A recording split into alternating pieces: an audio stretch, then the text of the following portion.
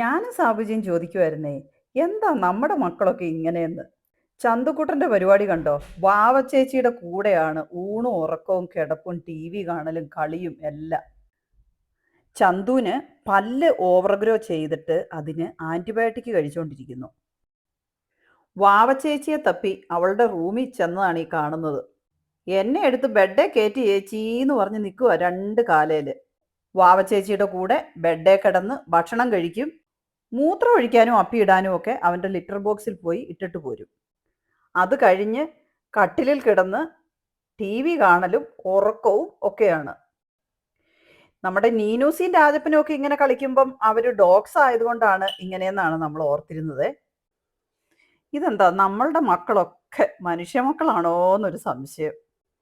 ഇനിയിപ്പോൾ ഉറങ്ങാൻ കിടക്കുന്ന വാവ ചേച്ചീനെ ഉമ്മ കൊടുത്ത് ഉറക്കുവാണ്.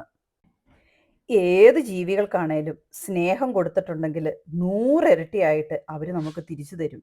മനുഷ്യർ മാത്രമാണ് മഹത്വമായ ജന്മങ്ങൾ എന്ന് പറയുന്നവർക്ക് വേണ്ടി ഇത് സമർപ്പിക്കുന്നു.